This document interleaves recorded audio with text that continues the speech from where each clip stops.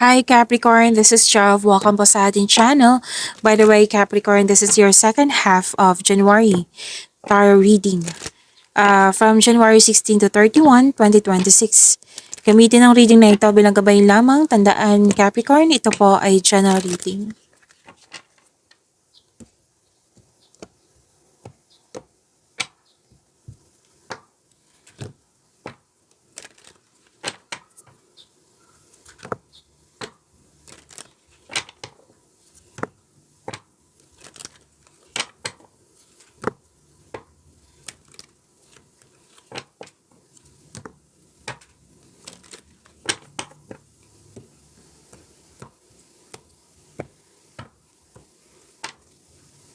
Parating po para kay Capricorn ngayong January 16 to 31, 2026.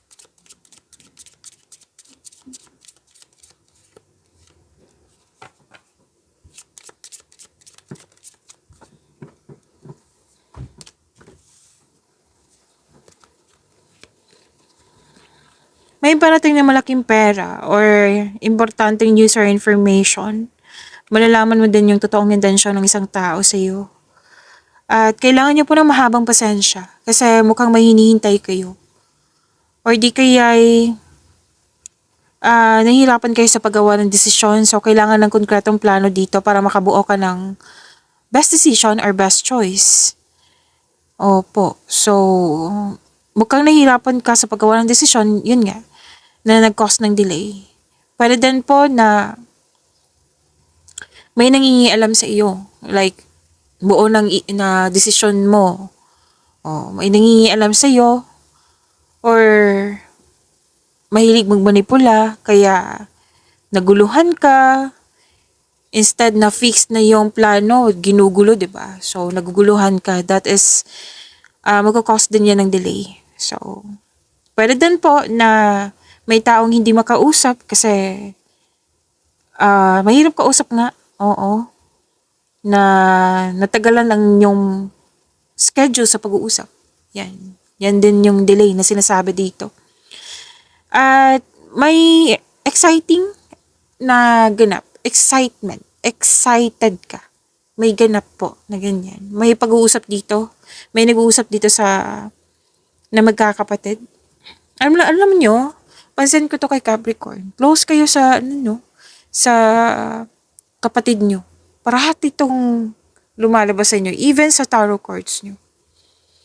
And huwag maniwala agad sa chismis.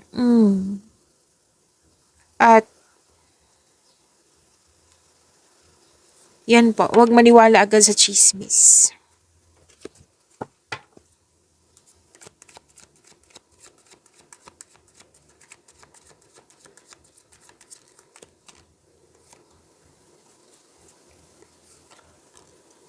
Energy.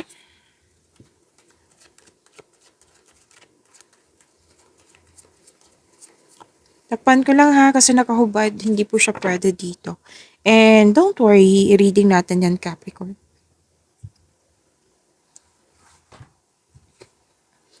Maraming salamat po sa inyong patuloy na suporta sa mga nag-donate, sa mga hindi nag-skip ng ads. Subscribe na po kayo sa ating channel at click bell notification para updated po kayo sa bagong video natin. Para sa mga gusto magpa-reading po, comment po kayo ng personal reading and check my reply sa comment section.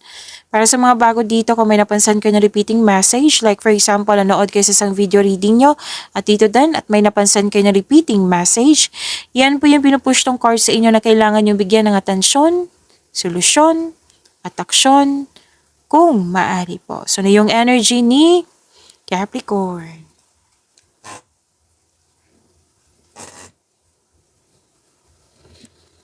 Ligawan, bagong relasyon, nagkabalikan, you're very inspired, nagkaroon ng motivation, nagkaroon ng time sa sarili, may promises, nagkaroon ng pagkakaisa kayong dalawa. May nag-celebrate ng about love. May celebration ako nakikita dito eh. Oh, by the way. Oo. Okay. So, Capricorn, this is December 23 to January 20. Baka nag-celebrate ng birthday. And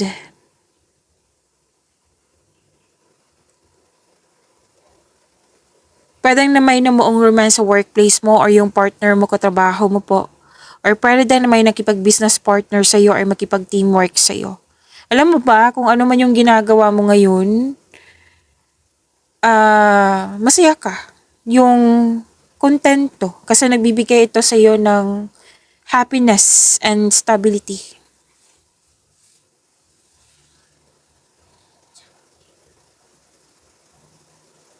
Dalawang card kasi nagsabi dito na you are very inspired. Inspired in action, nagkaroon ng momentum, nagkaroon ng direction, focus, determination, concentration. So, gagawa ka ng action dito sa matagal mo ng plano, ideas. Bibigyan mo siya ng action. Sabi ng card dito, bigyan ng clear intention para maging success ito. Okay? Andito din po na gumawa ng konkretong plano para makagawa ka ng best decision. Makinig din sa inyong intuition. Kasi gagabayan ka niyan sa next action mo. And sabi ng card, you have success in the face of difficulty.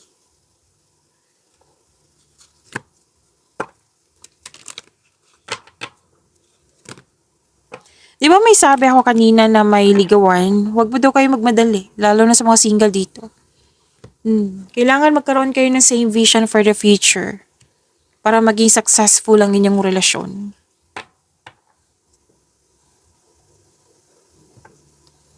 So, umuwi ang successful, travel, gusto nyo mag-level up, which is nangyari po. Yan.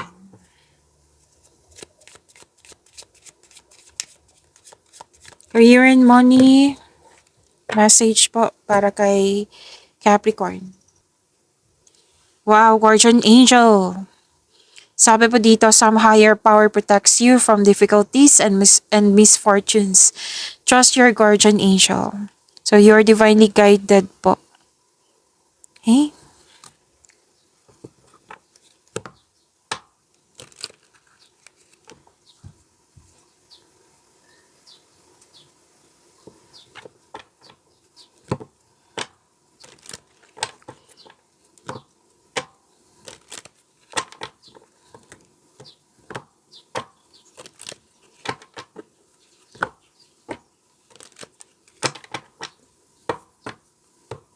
Career and money po ni Capricorn yung January 16 to 31, 2026.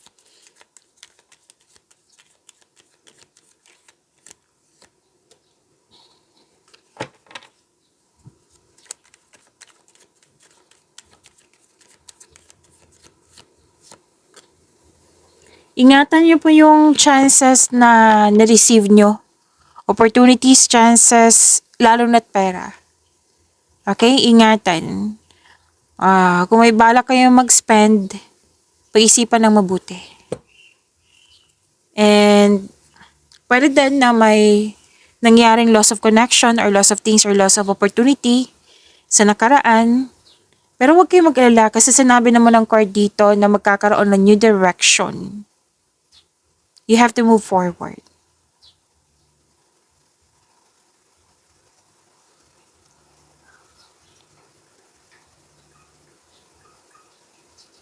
At ang new direction na ito na sinasabi ng card mo, ng dalawang card mo, magiging busy ka, magiging productive ka, puro movement, yes, hard work at dedikasyon sa trabaho or negosyo for financial prosperity, patuloy mo lang magsumikap. Pwede din nag-aaral ka, nag-decide ka na mag-aral, or enhance mo yung skills mo or magkaroon ng new skill para ma-increase ang iyong income. Kumbaga, gumagawa ka ng passive income. Alam niyo ba, itong nag-decide kayo na pag-aralan or mag-practice for improvement, magbibigay ito ng abundance sa iyo. It will lead you to abundance po. Basta magtiwala po kayo na magagawa nyo with, kanina pa tong clear intention Set an intention so that you can achieve success sa pamamagitan ng pagiging masipag. Taas ng tagumpay ito nasa iyo. So keep up the great work, Capricorn.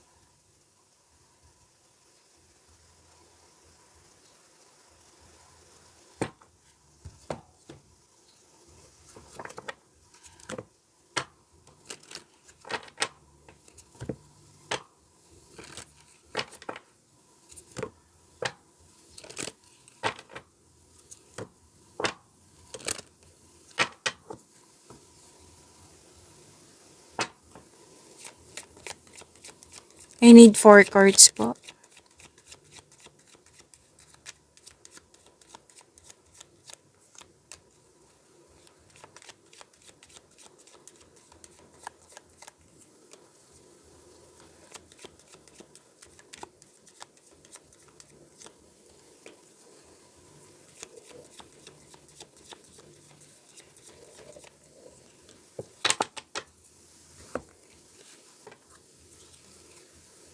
Ay, wow. Wow. Capricorn. Abundance. Oo. Ipagpatuloy niyo pong yung positive thoughts niyo, ipagpatuloy niyo po. Keep a positive mindset. Manifest exactly what you want. May laking pasasalamat mo. Okay? And my wedding anniversary, nag-celebrate, wedding anniversary or proposal to, engagement, kasal, ikakasal. Pwedeng deal, commitment, kakapasok ng relasyon, may nag-uusap sa marriage contract, may everlasting promises, and may biglang pagbabago po, may shocking news, may surprises, may transformation, may date, may ligawan, yes, plano to plano, nag-uusap. Pwedeng nagplano kayo, mag-travel kayo for a romantic trip. Pwedeng ganyan.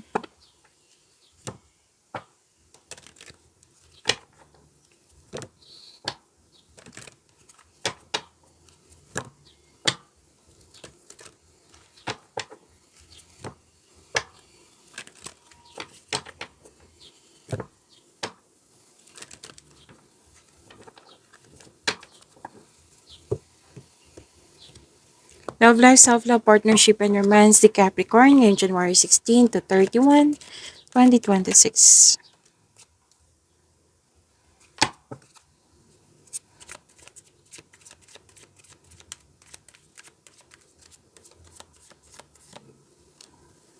Dito din po gratitude. Nag-clarify po siya dito. Okay? Malaki ang pasasalamat mo.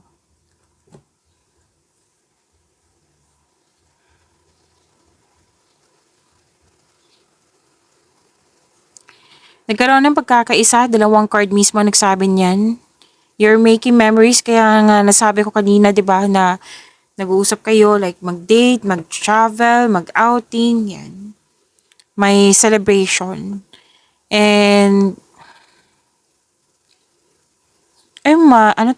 posibleng may pagpatawad na mangyayari. May reunion. Pasin ko talaga to kay Capricorn na mahilig kayo sa celebration, togetherness, which is good naman, di ba? Kasi nakakabuti yan sa energy mo. At pwedeng ipakilala mo na yung partner mo sa grupo ng tao. Masaya ka kasi very supportive yung mga tao sa iyo. At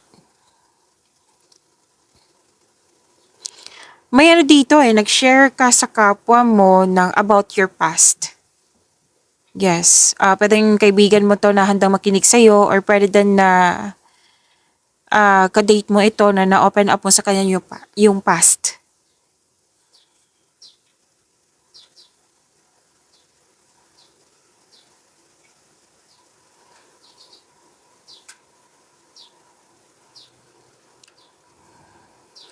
Matibay ang inyong relasyon. Kasi may nakita ko ditong, actually dalawang card mismo nagsabi dito na you're making memories nga. Parang bumabawi sa'yo yung partner mo or kayo ang bumabawi sa kanya. Kasi may hindi nagkaroon ng pagkakaunawaan dito eh. Tapos, mag-uusap, nagsiset ng date. O, kanina pa to eh. Sa mga single dito, handa na kayong pumasok sa buhay ng pag-ibig.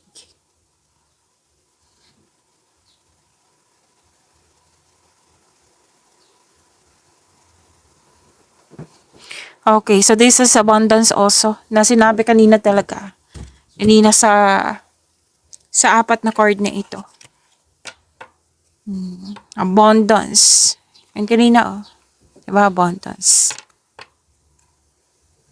And, sa mga single, may natrack kang taong sobrang successful sa buhay, masaya at ready na din. Parehas kayo na ready na kayo sa seryosong relasyon. Like, you're into marriage na. Oh, a day to marry, kumbaga. Sa mga relasyon sa buhay mag-asawa, love and happiness overflow. Sobrang satisfied kayo sa inyong relasyon. Kaya yung deserve nyo mag-relax at mag-enjoy. So yan po, pag-imanin nyo po yung blessings na binigay sa inyo Capricorn. See you tomorrow. Maraming salamat po.